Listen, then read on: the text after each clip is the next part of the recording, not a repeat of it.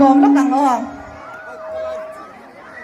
mà xin cụ ta có một gì hiền có lông gì hi có suy wow zel ro sang po ro ka nei lian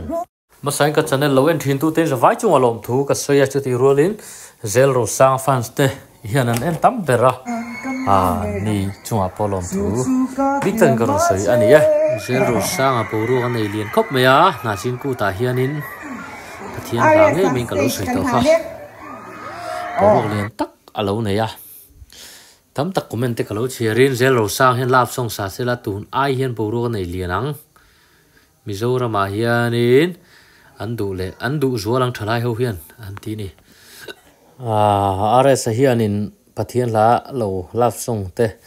leng sem mo hetiang ang thalai te du chi lung ti leng thei chi chu sa sela adik an soi po hi dikaringa thalai tam tak hen tun ai hian anduanga tun ai hian an hip hle bok don ni pathian la saka wang hen le lama nukling te entirna nuvalai te tiang ho po hian le pa ho de te pon lo tu le zol na chan po ani boka chuti rolin lap song hian saphei sila borok lian tak Mizoram a hian vung tak lom khat lian tak hian ama hi akal mup theipon karing ani amai ro chu pathian in tam takin mal som to a amal som na hi ka hrenga ti in lap song sak ban sanin pathian la athian in leta engpo huamin akal san veni sumle pai tam takpo lap song sak wang na chanang achan ti po kan thria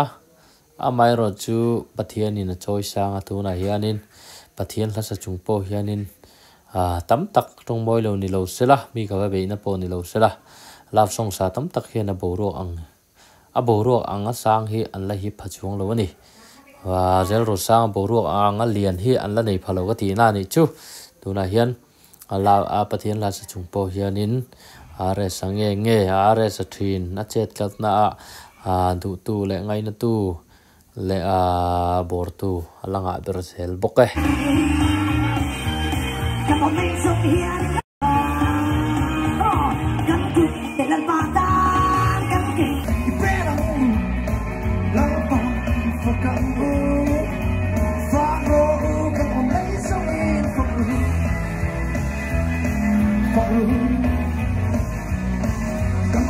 tam tak milar ni se an wang la ya hianin are sang hen lar sel thil pek te le nge thil ti thei tak fans thanei tha tak ni sela tunanga din muna ayan lap song satolowin pathian la sa chau hianin anin nge le thengem puwan lo sai lo ti lo khachu tam tak chu ma se mai ro chu midang khachu an lar vak lawa ani yang milar lutuk mai tun kum generation sang hi som ni pli ni nga chunin zel ro sang bo ro la lian vung lutuk lai mai ala sacrifice ten petei po hi turu takani salai nia changfa la longin changfa lo tak mai sem hi panga po la thang lo an liya ti bo ro la takara ni ron tiang lap sing la ti lo takwa po ngai sano ma chuti rolin nulat lang walna lama te po ming chen na la nei lawa rui hlo lama te po ming chen na la nei lawa then khachu an han lar de wan thau